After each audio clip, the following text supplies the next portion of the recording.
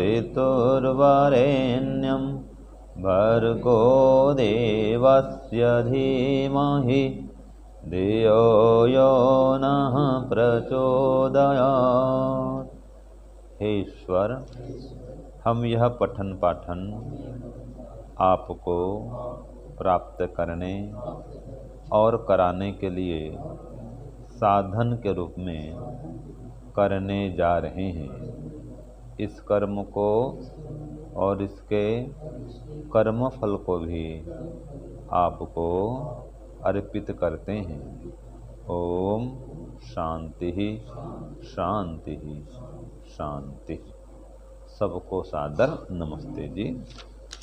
हमारा वेदांत दर्शन का प्रथम अध्याय चल रहा था, जिसके द्वितीय पाद में हम सूत्र संख्या 24 तक पढ़े थे, है ना।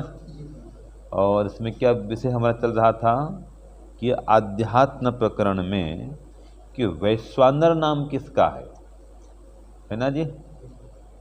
तो किसका नाम है? ब्रह्म का नाम है ना। और क्यों ब्रह्म का नाम है? वैश्वानर नाम ब्रह्म का क्यों है? क्यों जी? क्योंकि वहाँ पर जो अन्य अर्थ होते हैं वैश्वानर के, अग्नि आदि, वे यहाँ पर नहीं घटते हैं, वो इनसे भिन्न है।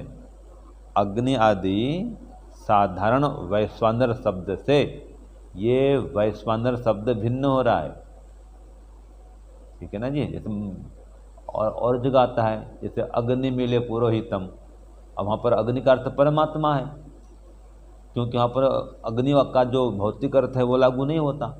ऐसे ही यहाँ पर वैश्वानर नाम ब्रह्म का है और वैश्वानर नाम अग्नि का भी है, लेकिन अग्नि अर्थ वहाँ पर लागू नहीं हो रहा है, इसलिए जो वैश्वानर नाम है वो ब्रह्म का है। ये भी हमने पढ़ा था।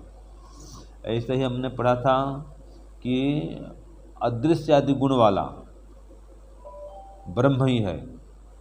तो ये कैसे जानेंगे कि आध्यात्म ग्रंथ में जो अशब्दम अरूपम ऐसे ऐसे अदृश्य आदि गुण वाला जिसको कहा गया है वो कौन है? वो ब्रह्म है, जीव और प्रकृति नहीं है।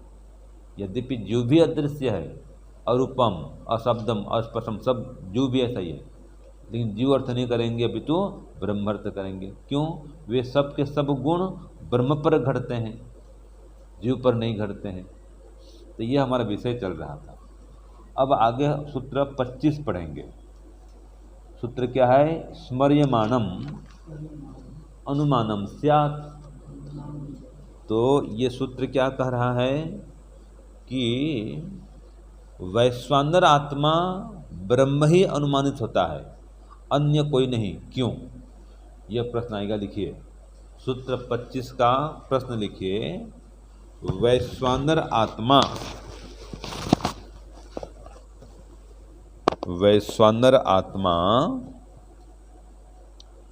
ब्रह्म ही अनुमानित होता है, अन्य कोई नहीं।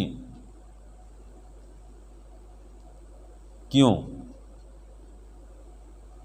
ये प्रश्न हुआ।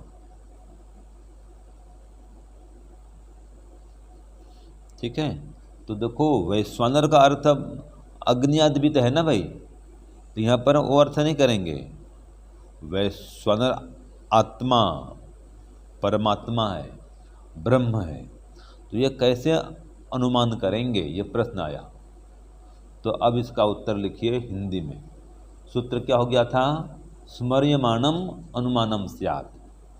अब इसका सूत्रार्थ लिखिए, हिंदी में अर्थ लिखिए 25 का, उत्तर 25 लिखिए। द्युलोक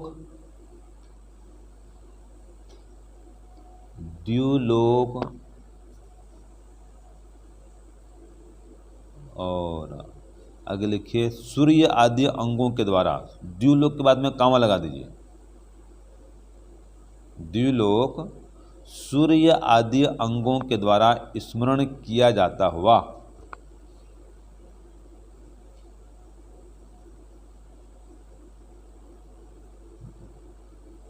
ठीक है, द्युलोक भी कहते हैं, सूर्य लोक कहते हैं।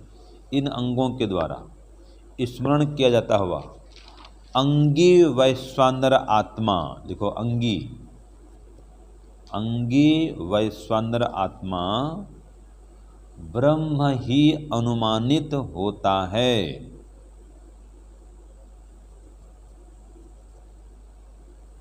फिर बोलता हूँ, द्विलोक और सूर्य आदि लोक या सूर्यलोक आदि, द्विलोक सूर्यलोक आदि, हाँ, आदि अंगों के द्वारा, ठीक है ना, स्मरण किया जाता हुआ अंगी वैश्वानर आत्मा। अब ये देखो, ये अंतर समझना आपको कि ये द्विलोक और सूर्यादि लोक जो हैं, सूर्यलोक आदि, ये अंग हैं और इन अंगों के द्वारा स्मरण किया जाता हुआ अंगी, अंगी माने ये हाथ पैर अंग हैं। अंगी कौन है शरीर में? आत्मा। अंगी आत्मा है और हाथ पैर सभी क्या है? अंग हैं। ऐसे ये द्विलोक सूर्यलोक ये सब अंग हैं ब्रह्म के, और परमात्मा जो परम ब्रह्म है वो अंगी है, वो वैश्वानर आत्मा है। तो क्या उत्तर हुआ? द्विलोक और सूर्य या सूर्य आदि लोक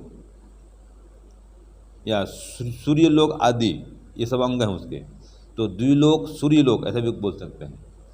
आदि अंगों के द्वारा स्मरण किया जाता हुआ अंगी वैश्वानर आत्मा ब्रह्म ही अनुमानित होता है, अन्य कोई नहीं। ये उत्तर हुआ जी। तो इसका प्रमाण कहाँ दिया गया? देखो इसमें दिया है छांदोग्य का कि तस्यः एतस्य आत्मनो वैश्वानरस्य मूर्धा एव सुतेजा, ये है चक्षुः विश्वरूप प्राणः पृथक वर्मा संदेहो बहुलो वस्तिरेव रही पृथ्वी एव पादौ। अब ये जो उल्लेख है ये तो वैश्वानर परमात्मा पर ही घटता है, ठीक है ना।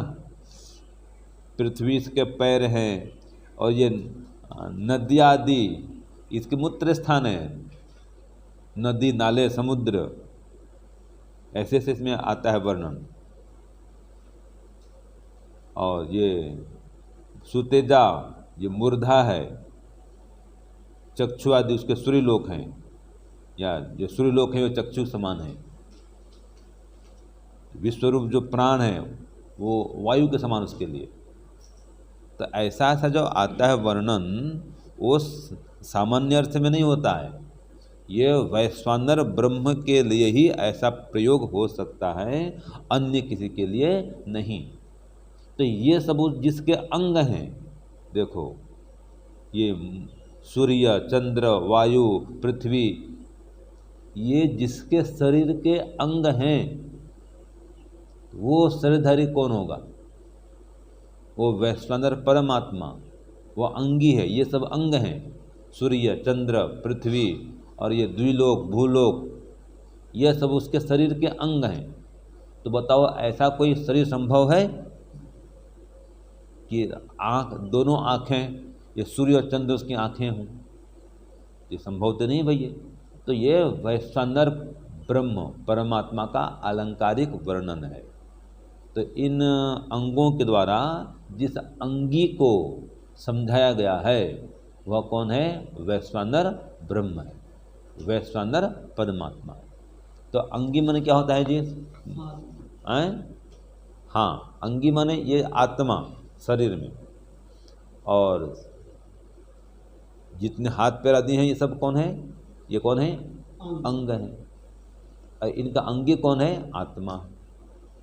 तो ये सब वैश्वानर आत्मा वही अंगी है और ये सब उसके अंग हैं।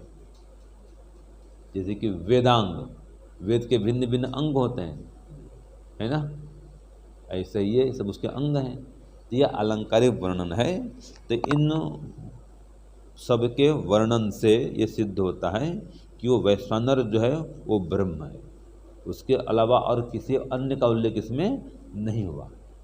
ये हो गया सूत्र 25। अब सूत्र 26 देखिए, इसका प्रश्न लिखिए। ये पहले पूर्व पक्षी कह रहा है, ठीक है। तो सूत्र भी बड़ा है और सूत्रार्थ भी बड़ा है, प्रश्न भी बड़ा है।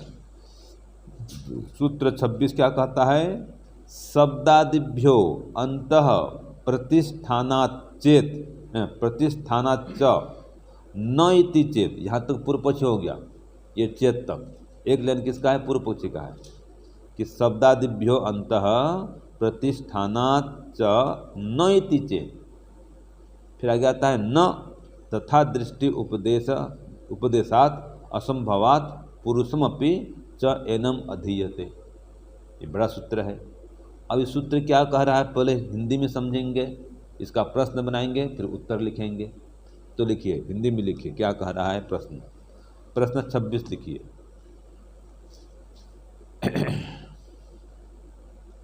लिखिए, वैश्वानर शब्द अन्य अग्नि आदि पदार्थों का, वैश्वानर शब्द अन्य अग्नि आदि पदार्थों का वाचक होने से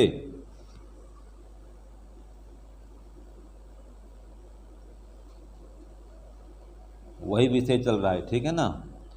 वैश्वानर शब्द, फिर बोलता हूँ, वैश्वानर शब्द अन्य अग्नि आदि पदार्थों का वाचक होने से और अग्नि आदि पदार्थ एक देशी होने से,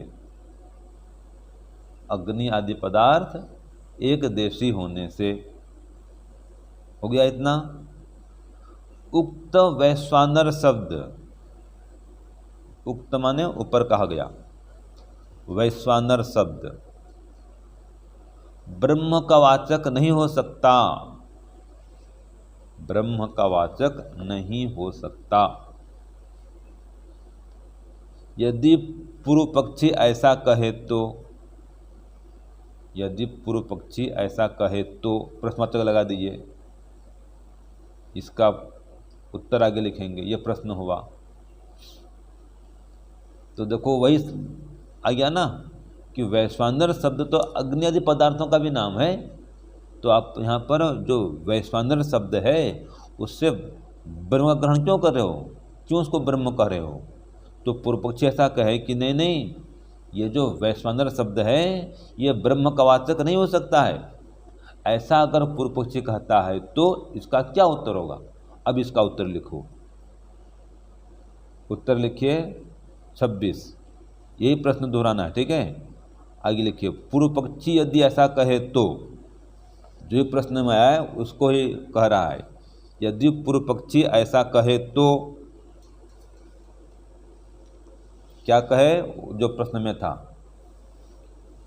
है ना। तो उत्तर क्या होगा? यदि पूर्व पक्षी ऐसा कहे तो उसका ऐसा कहना ठीक नहीं है, उसका ऐसा कहना ठीक नहीं है।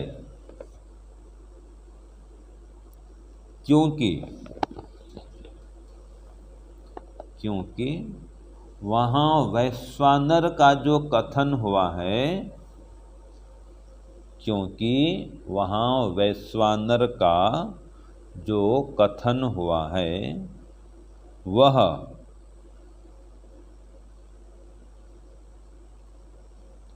ब्रह्म पर ही लागू होता है।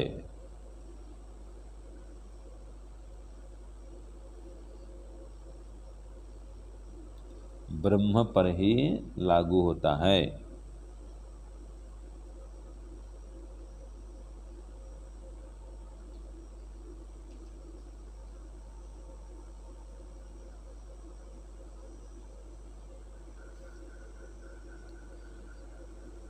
आगे लिखिए, एक देशीय वस्तुओं पर असंभव होने से, ठीक है। वैश्वानर, फिर बोलता हूँ, वैश्वानर का जो कथन हुआ है वह ब्रह्म पर लागू होता है एक देशी वस्तुओं पर असंभव होने से। हो गया। आगे लिखिए, और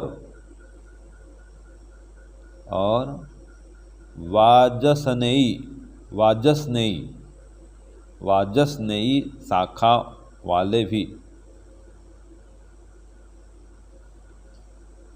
इस वैश्वानर को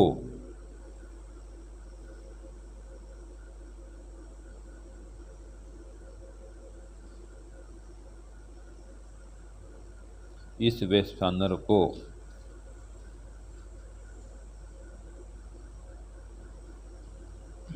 पुरुष विशेषण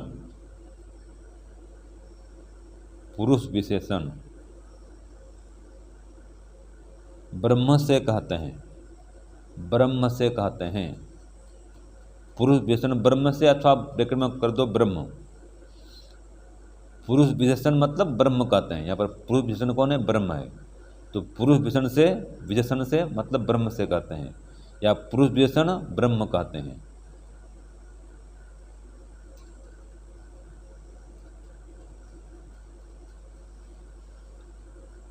ठीक है जी। तो इसने क्या कहा था प्रश्न में कि वैश्वानर शब्द ब्रह्मवाचक नहीं हो सकता है, क्योंकि अग्नि आदि भी कहलाते हैं वैश्वानर। तो उत्तर दिया नहीं, ऐसा कहना ठीक नहीं, क्योंकि ये एक देशी वस्तु पर ऐसा कथन संभव नहीं होता है। ठीक है, अग्नि क्या है? एक देशी है। हाँ जी, अग्नि कैसा पदार्थ है? एक देशी पदार्थ है। तो ऐसे एक देशी पदार्थों पर ऐसा कथन लागू नहीं हो सकता है। अब दूसरी बात, जो वाजस्नेयी शाखा वाले हैं ये भी उस वैश्वानर को ब्रह्म नाम से कहते हैं, या पुरुष विशेषण के नाम से बतलाते हैं। पुरुष विशेषण माने वो परम पुरुष, जो हम पढ़े थे पुरुष सूक्त में। तो ऐसे वाजस्नेयी शाखा वाले भी उस वैश्वानर को पुरुष विशेषण अर्थात ब्रह्म के नाम से कहते हैं। इसलिए यहाँ पर जो वैश्वानर है वो ब्रह्म पर लागू होता है। ये भौतिक पदार्थ अग्नि आदि इसके वाचक नहीं है, या वैश्वानर कहने से ये भौतिक अग्नि नहीं लेंगे। क्या लेंगे? ब्रह्म लेंगे। हाँ जी, क्यों ब्रह्म लेंगे? क्योंकि भौतिक पदार्थ अग्नि आदि एक देशी होते हैं और परमात्मा सर्वव्यापक है। और ऐसे ही जो वाजस्नेयी शाखा वाले भी ऐसे ही कहते हैं। जो एक शाखा है, जैसे पहले पढ़े थे ना, काण्व शाखा, माध्यदिन शाखा वेद का, यजुर्वेद का, ऐसी एक शाखा है वाजस्नेयी।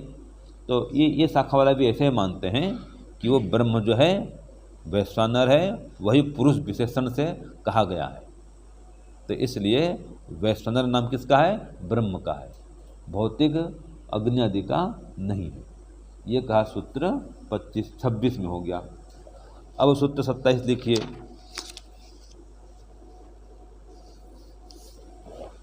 अतएव न देवता भूतम च, इसका प्रश्न लिखिए। सूत्र 27 का प्रश्न, वैश्वानर शब्द लिखिए, प्रश्न लिखिए 27 का। वैश्वानर शब्द विद्युत और पार्थिव अग्नि का भी वाचक नहीं है। वैश्वानर शब्द विद्युत और पार्थिव अग्नि आदि का भी वाचक नहीं है। क्यों?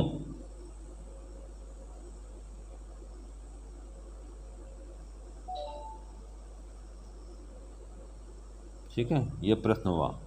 वही उसी बात को फिर दोहरा रहा है। क्या लिखे? वैश्वानर शब्द विद्युत और पार्थिव अग्नि का भी वाचक नहीं है। क्यों? उत्तर वही आ रहा है, अतएव न देवता भूतम च, संस्कृत में हो गया। अब हिंदी में लिखिए, उत्तर 27 लिखिए। पूर्वोक्त हेतुओं से ही, जो हेतु ऊपर दिए थे उसी बात को दोहरा रहा है।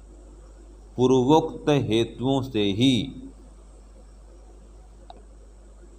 पूर्वोक्त हेतुओं से ही वैश्वानर शब्द, पूर्वोक्त हेतुओं से ही वैश्वानर शब्द विद्युत और पार्थिव अग्नि का भी, विद्युत और पार्थिव अग्नि का भी वाचक नहीं है।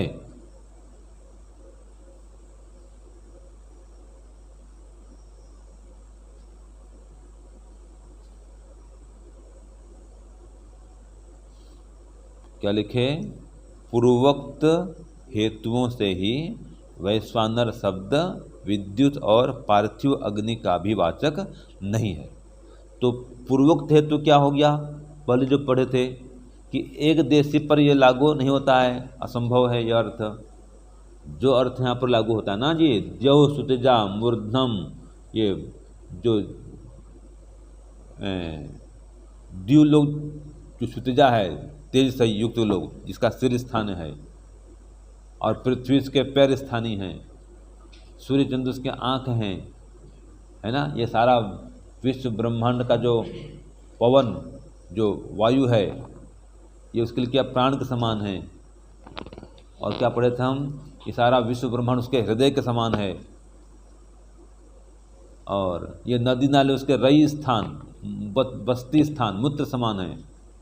तो ऐसा तो वर्णन मिलता है यहाँ पर। अब ये कोई भौतिक अग्नि पर लागू होगा ये अर्थ, ये वैश्वानर ब्रह्म पर लागू होता है। ये सब उसके अंग हैं वैश्वानर ब्रह्म के। तो ये पार्थिव अग्नि आदि इसके अर्थ नहीं हो सकते। जो सामान्य विद्युत है, अग्नि है, ये यहाँ पर वैश्वानर शब्द से हम नहीं लेंगे। तो यहाँ पर वैश्वानर माने ब्रह्म। तो ये सब चर्चा है उपनिषद में। तो उन उपनिषद के स्थलों को यहाँ पर खोल रहा है, उसके शब्दों को यहाँ पर खोल रहा है कि जहाँ पर ये उपनिषद में आध्यात्म प्रकरण में वैश्वानर शब्द आया है, वो वैश्वानर शब्द किसके लिए प्रयोग हुआ है, बोलो ब्रह्म के लिए। इसको ही खोल रहा है। इसे ये सारी चर्चा यही है। वैश्वानर माने ब्रह्म, बस। न अग्नि अर्थ है, न विद्युत अर्थ है, नहीं, वो अर्थ असंभव होने से। ये इसका सार है, ठीक है ना। अब आगे लिखिए सूत्र 28, साक्षात अपि अविरुद्धम जैमिनि। अब इसी विषय को फिर आगे बढ़ा रहा है ना। अब भिन्न भिन्न आचार्य क्या कहते हैं ये खोलेगा। तो सूत्र 28 का लिखिए प्रश्न, वैश्वानर शब्द के विषय में लिखिए, प्रश्न 28 लिखिए जी। वैश्वानर शब्द के विषय में फिर बोलता हूँ, वैश्वानर शब्द के विषय में जैमिनी आचार्य का क्या मत है। लिखो, वैश्वानर शब्द के विषय में जैमिनी आचार्य का क्या मत है, ठीक है ना। अब आचार्य जैमिनी हैं, वो क्या कर रहे हैं, तो उत्तर लिखिए सूत्र 28, साक्षात अपि अविरुद्धम जैमिनि। हिंदी में लिखिए, सूत्र 28 लिखिए, अर्थ लिखिए इसका, उत्तर 28 लिखिए। जैमिनी आचार्य का मत है कि, लिखो भाई, सूत्रार्थ 28 लिखिए। हाँ, जैमिनी आचार्य का क्या मत था ना प्रश्न, वही लिखिए। जैमिनी आचार्य का मत है कि पूर्वोक्त हेतुओं के बिना ही, पूर्वोक्त हेतुओं के बिना ही वैश्वानर शब्द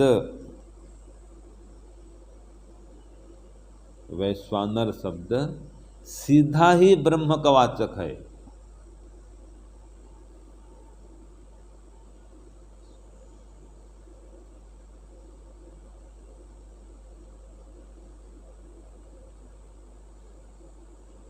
क्या लिखे, जैमिनी आचार्य का मत है कि पूर्वोक्त हेतुओं के बिना ही वैश्वानर शब्द सीधा ही ब्रह्मवाचक है। आगे लिखो, उससे कोई नाम या स्थान का विरोध नहीं आता। उससे कोई नाम या स्थान का विरोध नहीं आता। ठीक है। तो अब क्या कहा है इन्होंने, आचार्य जैमिनि ने, भाई कोई हेतु हेतु नहीं चाहिए कह रहा है, सीधा जो वैश्वानर का अर्थ है, क्या अर्थ है कि यद विश्वम चराचरात्मकम जगत विश्वान व पदार्थान नयति इति विश्वानरः, विश्वानरः एवं वैश्वानरः, कि जो समस्त चराचर जगत को, जगत के पदार्थों को लेकर के जा रहा है वही विश्वानर है। विश्वान पदार्थान नयति, विश्व के समस्त पदार्थों को जो लेके जा रहा है, आगे बढ़ा रहा है। ये सूर्य है, चंद्र है, कौन इसको आगे बढ़ा रहा है, पृथ्वी घूम रही, कौन घुमा रहा है। तो जो ये विश्व ब्रह्मांड के समस्त पदार्थों को लेकर के आगे बढ़ रहा है, आगे बढ़ा रहा है, घुमा रहा है, चला रहा है, वही तो वैश्वानर है। तो कह रहा है सीधा अर्थ निकल रहा है, वैश्वानर का सीधा अर्थ क्या है? ब्रह्म ही है, जो विश्व को लेके जा रहा है। वह सीधी बात है, जो विश्व को लेके जा रहा है वो वैश्वानर। हाँ जी, जैसे होता है ना, ये भारतीय टीम का कप्तान है, कैप्टन। तो क्या करता है कैप्टन? पूरे टीम को लेकर के जाता है, वो टीम का मुखिया है। ऐसे इस विश्व का मुखिया जो है वो वैश्वानर है। ठीक है, समस्त विश्व को आगे बढ़ा रहा है, लेकर के जा रहा है, या विश्व का नेतृत्व कर रहा है। तो वैश्वानर शब्द से ही यह अर्थ निकलता है कि वो ब्रह्म है। तो इसमें कोई स्थान का विरोध नहीं है, वो कुछ नाम का विरोध भी नहीं है। तो यह आचार्य जैमिनी ऐसा मानते हैं। अब अंतिम एक और लिखो, सूत्र 29 का, अभिव्यक्ते इति आत्मरथ्य। ये सूत्र है 29, अभिव्यक्ते इति आत्मरथ्य, है ना। अब एक आचार्य कौन है? आत्मरथ्य, है ना। अब इनके बीच में चर्चा आ रही है, तो लिखिए, प्रश्न लिखिए सूत्र 29 का, वैश्वानर ब्रह्म का स्थान, वैश्वानर ब्रह्म का स्थान हृदय क्यों बताया गया है, और ये किसका मत है?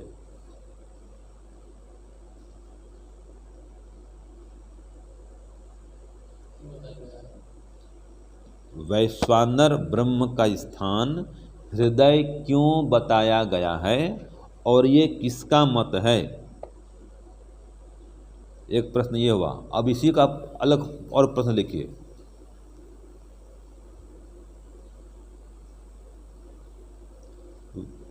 इसका ही प्रश्न, वही प्रश्न को अलग प्रकार से लिखिए। सूत्र 29 का ही प्रश्न लिखिए भिन्न प्रकार से, कि वैश्वानर ब्रह्म के स्थान के विषय में,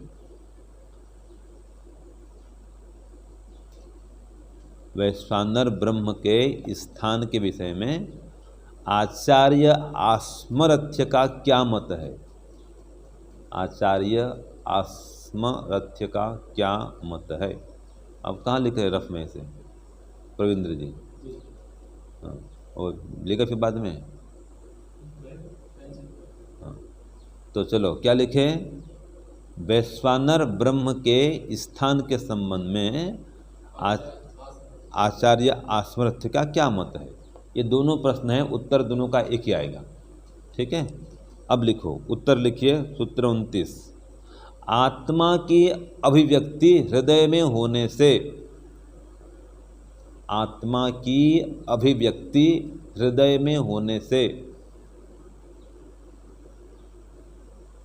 वैश्वानर ब्रह्म का स्थान, फिर बोलता हूँ, परमात्मा की अभिव्यक्ति हृदय में होने से, आत्मा, हाँ परमात्मा कर दो, उसमें पर जोड़ दीजिए, परमात्मा की अभिव्यक्ति, आत्मा भी ठीक है लेकिन यहाँ पर परमात्मा करेंगे इसको, दोनों ही ठीक है लेकिन मुख्य अर्थ यहाँ पर आत्मा माने परमात्मा लेंगे।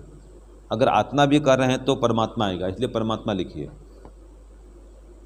अगर कोई आत्मा लिखता है तो भी अर्थ वही निकालना है, जैसे आप पहले पढ़ते हैं ना भाई, आत्मा भी लिख दो तो अर्थ क्या निकलेगा? परमात्मा, वही अर्थ निकालेंगे।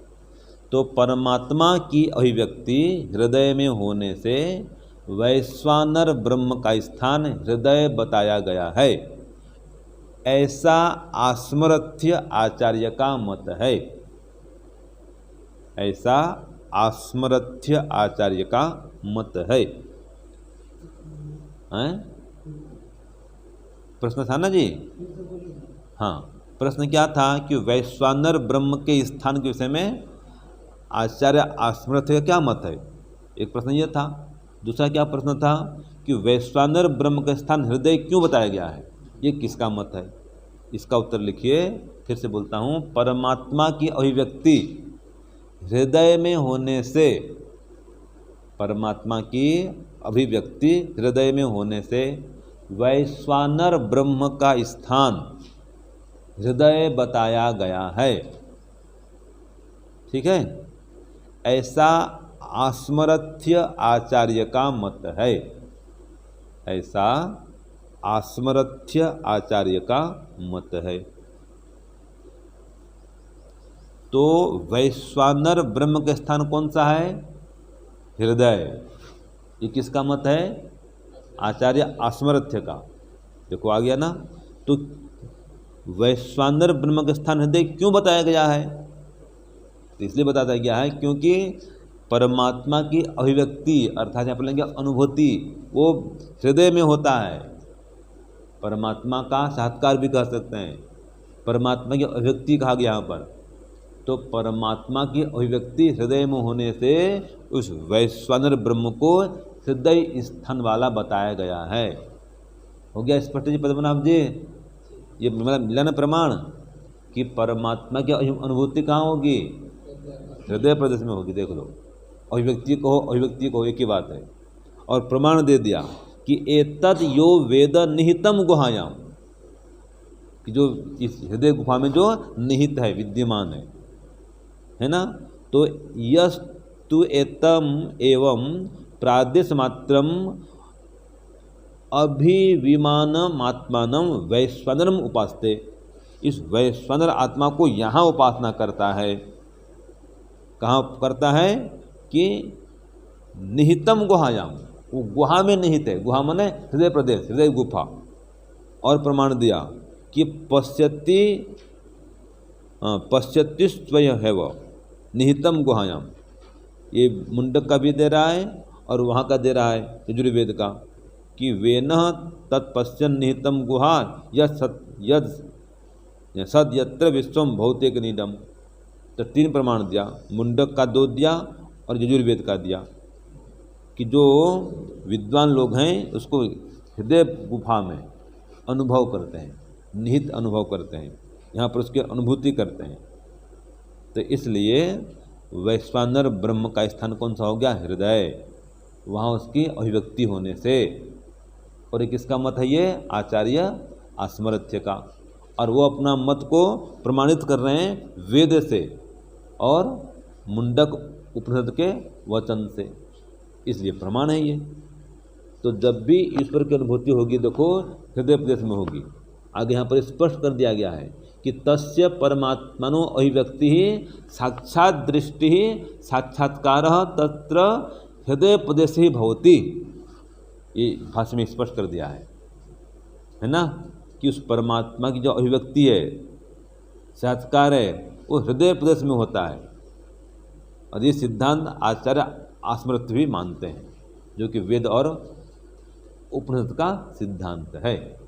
तो ये सूत्र 29 तक हमने आज पूरा किया। ओम शांति शांति शांति। सर्वेभ्यो नमः। सबको सादर नमस्कार।